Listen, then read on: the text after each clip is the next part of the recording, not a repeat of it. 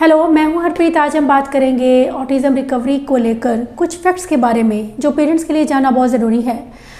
ये फैक्ट्स आपको हेल्प करेंगे एक सही डिसीजन लेने में कि हमें अपने बच्चे के लिए क्या करना है। सबसे पहली चीज़ होती है कि हम जो एक डिप्रेशन की हमारी जो स्टेट होती है, डिसअपॉइंटमेंट जिसे हम कहते हैं, एक मैंने देखा है कि मदर्स का चेहरा काफ़ी बुझा सा रहता है, बिल्कुल मतलब जैसे कि वो कहीं लॉस्ट हैं और एक बच्चे को लेकर टेंशन है उनके दिमाग में। वो एक एंग्जाइटी जो आपके रिफ्लेक्ट होती है फेस पर, जो आपके अंदर की मेंटल स्टेट है वो शो करती है कि आप खुश नहीं हैं। क्योंकि ये एक चीज़ है कि अगर आपके बच्चे को प्रॉब्लम है, स्पेशली अगर वो ऑटिज़म है, तो ये वाकई ही एक बहुत बड़ी बात होती है। लेकिन हमें उस टाइम पर खुद को संभालने की ज़रूरत है, क्योंकि हमारे चेहरे की एंग्जाइटी बच्चों को हमें अपने बच्चों से दूर करते चली जाती है। क्योंकि जब बच्चे छोटे होते हैं तो उन्हें एक्साइटमेंट बहुत पसंद होता है, लेकिन उस टाइम पर हमारी एक्साइटमेंट कहीं खो जाती है और हम खुद में ही लॉस्ट होकर रह जाते हैं। और बच्चों के वो जो अर्ली ईयर्स होते हैं जिस पर हमें उन्हें सबसे ज़्यादा ध्यान देना है, वो टाइम पीरियड जो है वो वेस्ट हो जाता है। और वो एक पीरियड अगर उस टाइम पर अगर आप बच्चों को आप खुश होकर बच्चों के साथ में टाइम स्पेंड करते हैं तो बिलीव मी, ये एक बहुत बड़ा स्टेप होता है बच्चों की रिकवरी का।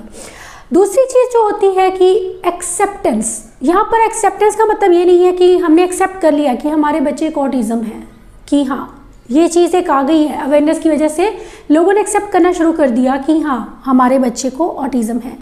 लेकिन फिर भी कहीं ना कहीं हमें कुछ ना कुछ एक्सेप्टेंस को लेकर रहता है। हम पूरी तरह से अपने बच्चों को एक्सेप्ट नहीं कर पाते हैं, हम फिर भी उन्हें कंपेयर करते हैं। चाहे दूसरे बच्चे को ऑटिज़म है, उसके साथ में हम उसे कंपेयर करने लगते हैं कि हम ये बच्चा इस एज में ये काम कर रहा है, हमारा बच्चा उसी एज में है लेकिन वो ये काम नहीं कर पा रहा है। अगर एक बच्चा लिख रहा है ऑटिज़म में, तो हमारा बच्चा क्यों नहीं लिख रहा है? हो सकता है कि कुछ काम जो आपका बच्चा कर सकता है वो ना कर पाता हो। हम इन चीज़ों को अक्सर इग्नोर कर देते हैं, क्योंकि every child is different in autism. इसे हम स्पेक्ट्रम कहते हैं। हर बच्चा डिफरेंट है। कुछ क्वालिटीज़ आपके बच्चे में होंगी, कुछ स्ट्रेंथ उसमें होंगी जो दूसरे बच्चों में नहीं होंगी। हर एक बच्चा अपनी पेस, अपनी स्पीड से सीखता है और हमें उसकी रिस्पेक्ट करने की ज़रूरत है। तीसरी चीज़ जो होती है कि बच्चों को हम जब कहीं भी बाहर लेकर जाते हैं तो हम काफ़ी ज़्यादा डरे रहते हैं कि हमारा बच्चा कहीं मिसबिहेव ना कर दे। अगर मिसबिहेव कर देगा तो क्या होगा? हम उसे डांटना शुरू कर देंगे, तुमने ये क्यों किया, तुम्हें नहीं करना है। उस टाइम पर हमें बच्चे कर खड़े होना है, उसे जज नहीं करना है कि ये सही किया इसने या ये गलत किया है। सोसाइटी की हम ज़्यादा केयर करते हैं, हम अपने बच्चे के साथ में उस टाइम पर खड़े नहीं होते हैं जिस पर टाइम पर उसे सबसे ज़्यादा हमारी ज़रूरत होती है। क्योंकि बाकी लोग नहीं जानते हैं इस चीज़ को, लेकिन आप जानते हैं कि आपके बच्चे को ऑटिज़म है और उसकी कुछ ऐसी डिफ़िकल्टीज़ हैं जिसकी वजह से कई बार बच्चे मिसबिहेव करते हैं, क्योंकि वो सही और गलत का फ़र्क ही नहीं जानता है। हम इस चीज़ को समझने के बजाय हम बच्चों से एक्सपेक्ट करते हैं कि हमारे बच्चे बाकी नॉर्मल बच्चों की तरह बिहेव करें, जबकि ये एक्सेप्टेंस हम नहीं ला पाते हैं कि हमारा बच्चा डिफरेंट है। अगर वो बिहेव डिफरेंटली कर रहा है तो इसमें उसका कोई दोष नहीं है।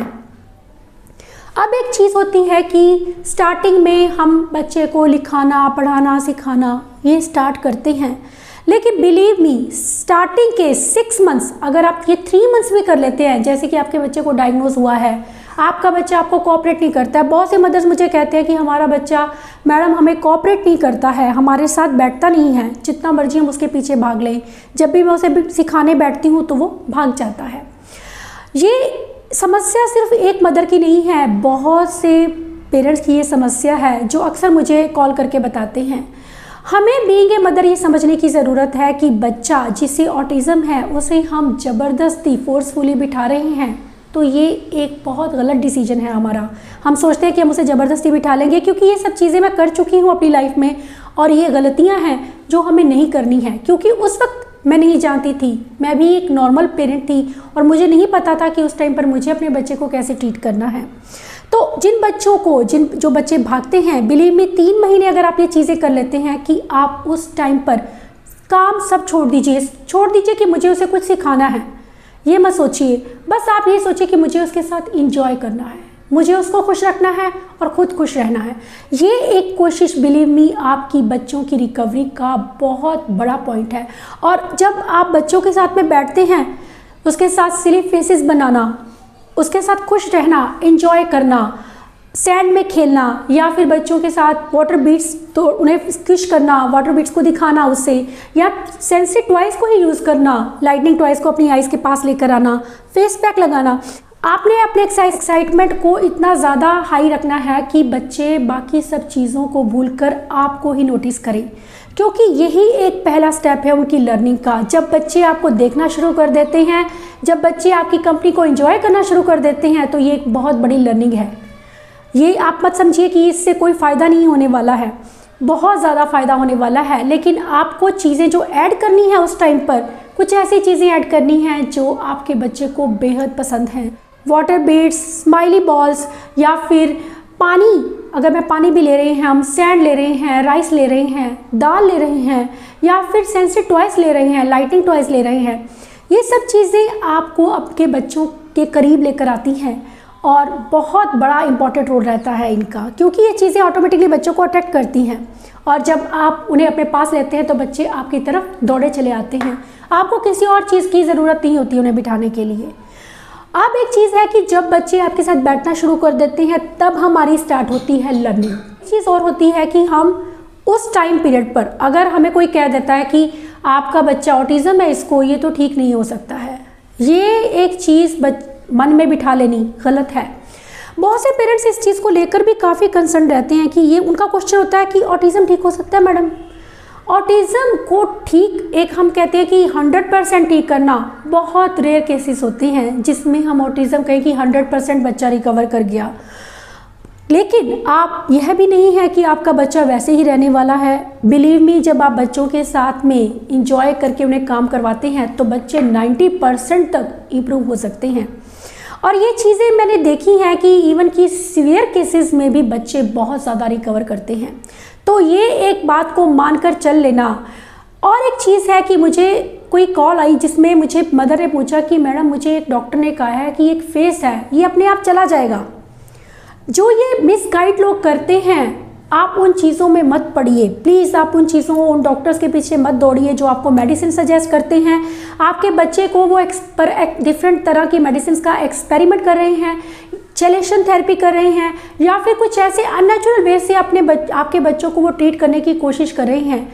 ये चीज़ें गलत हैं। उनके पीछे जाकर अपने बच्चे का टाइम वेस्ट मत कीजिए। मैंने बहुत से पेरेंट्स को यह भी सुना है कहते हुए कि जिन्होंने भी बच्चों को कुछ ऐसी सेडेशन मेडिसिन दी है, कुछ ऐसी मेडिसिन डॉक्टर के कहने पर दी हैं, वो मेडिसिन जो हैं वो बच्चों के काफ़ी साइड इफ़ेक्ट कर गई।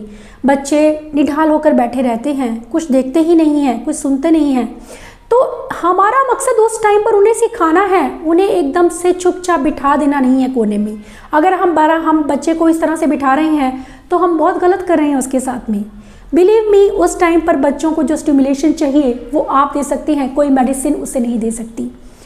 अब मैं बात करूंगी कि जो इंटरवेंशन होता है वो इम्पॉर्टेंट रोल कैसे प्ले करता है। इंटरवेंशन में हम बच्चों को पहले खुद के साथ कनेक्ट करते हैं कि बच्चे हमारे साथ जुड़ें, उनके साथ खूब मस्ती करो, खूब खेलो।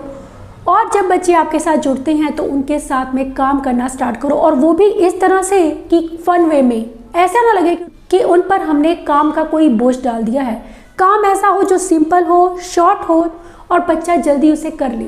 उसके साथ ही बच्चे को इनकरेज करते रहना, उसे रिइंफोर्स करते रहना, ये चीज़ें बहुत असर करती हैं। बहुत ही बड़ा स्टेप होता है ये बच्चों की रिकवरी की तरफ। मुझे बहुत पहले एक पेरेंट का फ़ोन आया था जिनकी बेटी 19 ईयर्स की थी। उन्होंने मुझे बोला कि मेरी बच्ची को ये सिंड्रोम है, ये सिंड्रोम। उन्होंने बहुत से सिंड्रोम बताए कि न्यूरोलॉजिस्ट ने बताया है कि इसे इतने सारे सिंड्रोम हैं और अब मैं उसे मेडिसिन्स दे रहा हूँ, लेकिन फिर भी वो अपने बालों को लगातार नोचती रहती है और बहुत ज़्यादा अग्रेसिव हो रही है। मैंने उन्हें कुछ चीज़ें समझाई, मैंने उनसे अच्छे से बात की और 10 से 15 मिनट उन्हें ये चीज़ समझाई कि आपको ये करना है। और उन्होंने मुझे 15 दिन के बाद कॉल करके बताया कि मैडम, मेडिसिन से तो कुछ भी नहीं हो रहा था, आपने जो बताया उससे मेरी बच्ची में बहुत फ़र्क है, उसके बिहेवियर इश्यूज़ काफ़ी कम हुए हैं। तो किसी मेडिसिन से कोई चमत्कार नहीं होने वाला कि आपके बच्चे के बिहेवियर इश्यूज़ ठीक हो जाएंगे या आपके बच्चे का अग्रेशन कम हो जाएगा। उसके लिए ज़रूरी है कि हम राइट स्ट्रेटजीज़ को यूज़ करें। अब एक चीज़ होती है कि कुछ ऐसी चीज़ें भी होती हैं बच्चों के साथ काम करना बहुत इंपॉर्टेंट है। वो आप करते रहिए और खुश होकर करते रहिए और करवाते रहिए। जब तक आपका बच्चा आपके साथ कोऑपरेट कर रहा है कीजिए, जब आपको लगे कि आपका बच्चा बोर हो रहा है या छोड़कर भागने वाला है, उससे पहले ही आप काम को स्टॉप कर दीजिए। बहुत अच्छा आइडिया रहता है, क्योंकि इससे आपके बच्चे खुद छोड़कर भागना बंद कर देंगे, वो बिहेवियर उनमें खत्म हो जाएगा। आप उसे बोलेंगे, क्लियरिटी देंगे, वर्क टाइम साथ में बिठाया, जब काम किया फिनिश, ऐसे करके उसे, ताकि उसे फिनिश का मतलब समझ आ जाए कि मम्मा फिनिश बोलेगी तभी मुझे उठना है। तो ये छोटी छोटी बातों को जब हम ध्यान में रखते हैं और बच्चों के साथ में काम करते हैं तो बिलीव मी, बच्चे बहुत जल्दी सीखना शुरू करते हैं। अब एक चीज़ होती है कि हम बच्चों के साथ में पिकअबू, टिकलिंग, ये जब चीज़ें करते हैं, टॉवल में बच्चे को रैप किया, उसे अपने साथ लगाया, ये सब सेंसरी हैं जी। इसके इतने ज़्यादा सेंसरी बेनिफिट्स हैं बच्चों के लिए। जो हम सेंसरी इंटीग्रेशन थेरेपी में जो चीज़ें करते हैं वो यही चीज़ें हैं कि हम बच्चे के साथ में पिकअबू खेल रहे हैं, या हम हाइड एंड सीक खेल रहे हैं, या बच्चे के साथ टिकलिंग भी कर रहे हैं, या उससे गले लगा रहे हैं और एक डीप उसे हग दे रहे हैं। बच्चों के लिए बहुत ही ज़्यादा यूज़फुल है। अब एक चीज़ होती है कि हम बच्चों को खाने में क्या दें, क्योंकि बहुत सी जो स्लीप इश्यूज बच्चों में होते हैं या फिर बच्चों में पेट को लेकर जो समस्याएं होती हैं, उनके लिए हमें क्या करना चाहिए, क्योंकि ये बिहेवियर बच्चों में बिहेवियर और अग्रेशन का कारण बनता है जब चीज़ें हम बच्चों को कुछ ऐसी देते हैं। और ये मेरी लाइफ का एक्सपीरियंस है बहुत बड़ा, जो मैं आपके साथ आज शेयर करूँगी, ताकि आपको पता चल पाए कि हम जो चीज़ें देते हैं बच्चे को खाने के लिए वो कितनी ज़्यादा बच्चों के लिए कई बार खतरनाक भी हो सकती हैं। एक बार मेरे यहाँ कुछ गिफ्ट आया था जिसमें कि काफ़ी सारी कुछ ड्राई फ्रूट्स होते हैं, कलर्ड फ्रूट्स आते हैं, एक जो ड्राई फ्रूट्स में होते हैं, ड्राई फॉर्म में होते हैं और फ्रूट्स होते हैं, वो उसमें आर्टिफिशियल कलर को यूज़ किया जाता है। और मैंने उसे वो गिफ्ट आया और मैंने उसे हाइड करके रखा था, लेकिन गुरजोत को ये चीज़ पता लगी, उसने देख लिया कहीं कि ये कंटेनर पड़ा है। एक दिन मैं कहीं गई थी तो उसने वो कंटेनर से सारे पीसेस, उसमें 20 से 25 पीसेस थे, जो उसने सारे खा लिए। जब मैं आई तो मुझे नहीं पता था कि उसने क्या खाया है, लेकिन उसको मैं देखकर बहुत हैरान हो गई। उसके बिहेवियर इतना ज़्यादा चेंज देखा मैंने कि मुझे वो लगा ही नहीं कि वो मेरा बेटा है, वो गुरजोत है, क्योंकि he was crying, he was जैसे कि वो खुद को ही नोच लेगा या सामने वाले को भी मार देगा। उसने पहली बार मुझे हिट किया, लाइफ में कभी उसने हिट नहीं किया था किसी को, और ना ही उसका ये बिहेवियर था। वो उस टाइम पर उसने मुझे भी हिट करना स्टार्ट किया। मैं बहुत ज़्यादा हैरान हो गई कि वजह क्या है, ऐसा क्या हो गया है, क्योंकि एक बच्चा जो नॉर्मली सही चल रहा है एकदम से अचानक से उसके बिहेवियर में इतना अग्रेशन, इतना चेंज किस तरह से आया।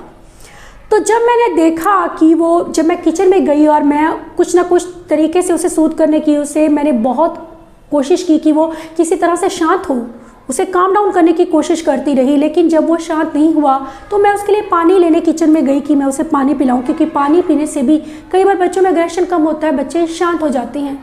जैसे ही मैं पानी लेने गई तो मैंने उस कंटेनर को देखा पड़े हुए, तो मुझे समझ में आ गया कि गुरजोत ने ये चीज़ खाई है।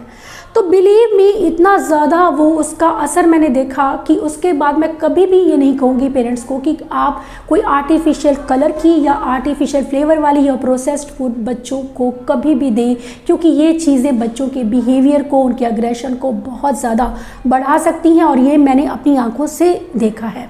एक शुगर का इंटेक जो है वो भी बच्चों में स्लीप इश्यूज़ का कारण बन सकता है, बच्चों को स्लीप डिसऑर्डर्स हो सकते हैं। मेक श्योर कि आपका बच्चा क्या खा रहा है, इस चीज़ पर ध्यान ज़रूर दीजिए कि कुछ खाने से अगर आपके बच्चे का बिहेवियर चेंज हो रहा है तो उस चीज़ को आप निकाल दीजिए उसकी डाइट से। आप रोज़ अपने बच्चों को देखते हैं तो ये चीज़ें आपको हेल्प करती है कि मुझे बच्चे को क्या देना है।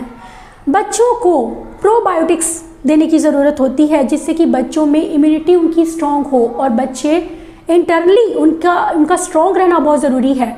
उसके लिए हम बच्चों को अनियन दे सकते हैं, garlic, ginger, fruits, vegetables, pickles और योगर्ट बच्चों के लिए बहुत ही ज़्यादा यूज़फुल है। कुछ लोग कैमल मिल्क की बात भी करते हैं, या कुछ लोग कुछ ऐसी डाइट, ग्लूटेन फ्री डाइट या डेयरी फ्री डाइट की भी बात करते हैं। तो यहाँ मैं कहना चाहूँगी कि कुछ बच्चों को जिनको एलर्जी है ऐसी चीज़ों से, एक बच्चे का एलर्जी टेस्ट करवाइए। जिस भी चीज़ से आपके बच्चे को एलर्जी है आप उसे फ़ौरन बंद कर दीजिए, बच्चे को ज़रूर फ़ायदा होगा, उसके बिहेवियर्स में चेंज होंगे। लेकिन कैमल मिल्क की जहाँ बात करूँ तो आपको एक पहले डॉक्टर की राय लेकर ही उसे ऐड करना चाहिए बच्चे की डाइट में, क्योंकि कैमल मिल्क 100% ये सक्सेसफुल है, ऐसा कोई भी प्रूफ सामने नहीं आया है और मैंने इसे कभी यूज़ नहीं किया है अपनी लाइफ में। तो अगर हम इन चीज़ों का ध्यान रखें तो बहुत आप देखेंगे कि बच्चों में इम्प्रूवमेंट आती है, स्पेशली जब हम बच्चे की डाइट का भी ध्यान रखते हैं। और इसके अलावा एक चीज़ जो सबसे बड़ी इम्पॉर्टेंट चीज़ होती है वो होती है हमारी उम्मीद, हमारी होप। एक होप मन में मत छोड़िए कि मेरा बच्चा कभी ठीक नहीं हो सकता। मन में एक उम्मीद लेकर चलिए कि आज नहीं तो कल वो डे बाय डे इम्प्रूव होना ही है उसने। पॉजिटिव रहेंगे तो हर एक चीज़ पॉजिटिव ही होगी, ये हमें समझना ज़रूरी है। एक उम्मीद के साथ में जब आप कोई काम कर रहे हैं और एक विश्वास के साथ में काम कर रहे हैं तो ईश्वर भी आपकी सुनते हैं। और ये चीज़ें मैंने अपनी लाइफ में देखी हैं और सीखी हैं, और इसी वजह से मेरा ये वीडियो, मैं ये अपने जो मेरी धारणा है ऑटिज़म को लेकर, जो मैंने अपनी लाइफ से जो सीखा है सबक, वो मैं आप पेरेंट्स तक इसलिए पहुंचाना ज़रूरी समझती हूँ ताकि आप पेरेंट्स को मेरी ही चीज़ों से कोई हेल्प मिले। और कुछ अगर एक थोड़ी भी आपको हेल्प मिलती है इस चीज़ से, अगर 10 या 20% पेरेंट्स भी इस चीज़ पर बिलीव करके अपने बच्चों के साथ काम करते हैं तो मैं समझूंगी मेरी ये कोशिश कामयाब हो गई है। और ये वीडियो आपको डेफिनेटली हेल्प करेगा उन इम्पॉर्टेंट फैक्टर्स को समझने में कि अगर हमारे बच्चे को ऑटिज़म है तो हमें क्या करना है। Thanks for